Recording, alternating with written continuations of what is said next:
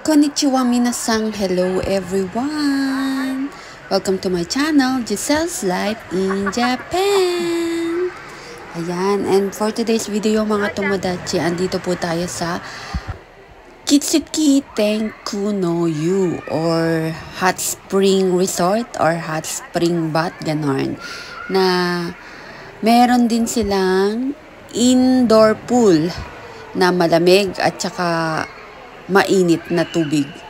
So, andito kami dahil alam nyo naman, summer pa rin dito sa Japan at napakainit ng panahon. Kaya, eto talaga yung favorite season ng Japinoy, ng batang Japinoy na ito.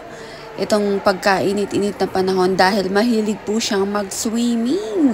Kaya kinukumpleto talaga namin ang bawat lugar na paglalangoyan niya. May ilog, may lake, may swimming pool, at ngayon may hot spring.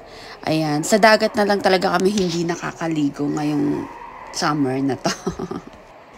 At dahil hindi ko kinaya at parang nilalamig ako dun sa sa normal water. Dito ako pumunta ngayon sa mainit na tubig or yung hot spring water na yan.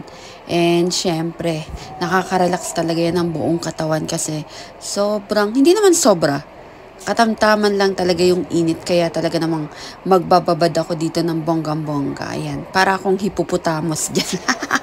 Sa sobrang katabaan ko na rin, para talaga akong hippopotamus. O, diba? Ayan, so lipat naman tayo dito sa labas. Sa mismong labas talaga ng resort kasi meron din dito ang hot spring bath na maliit lang naman. Pero super nakaka-relax dito, promise. Ayan, kung makikita na, sobrang liit lang. Kasya-kasya talaga ang isang buong pamilya. Hindi lang isang buong pamilya. Mga 3 pamilya, ganun.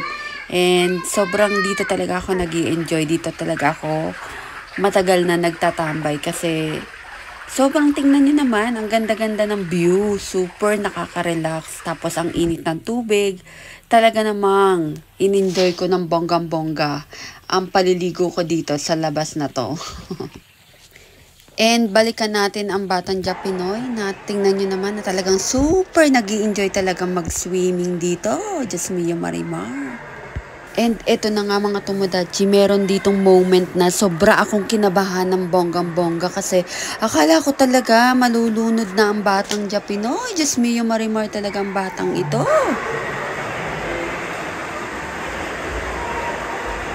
Papa, papa. Papa, papa. Papa, papa. Papa, papa. Diyos mio Marimar, naglublob ba namang mag-isa sa swimming pool ang batang ito? Diyos mio, talaga namang ang kaba ko. Talaga namang walang katakot-takot. Wala man lang siyang life vest or Diyos mio, yung nervyos ko talaga biglang-bigla. Sa mga ganitong edad talaga ng bata, kailangan mo talaga silang bantayan at wag na wag kang malalayo sa paningin nila at wag na wag ka ring lalayo sa kanila dahil talaga namang hindi mo alam ang mangyayari sa bawat sandali. Nako, talaga namang doble talaga ang ingat, Diyos mio Marimar. Hindi na talaga siya natatakot kahit medyo malalim ang tubig. Talaga naman ang batang ito. Hindi naman siya marunong lumangoy, Diyos mio Marimar. Basta ang importante ay mahalaga. Charot. Ang importante is talaga namang kitang-kita mo sa batang Japinoy Jochang na yan na nag-e-enjoy talaga siya. So, tuloy-tuloy pa rin ang swimming.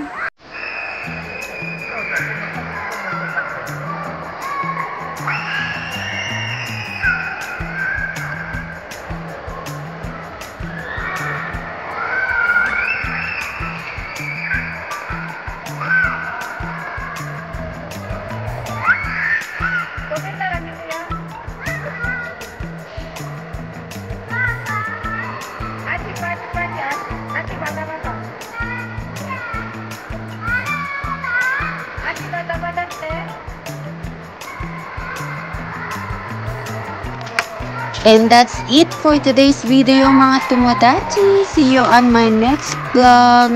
Mwah!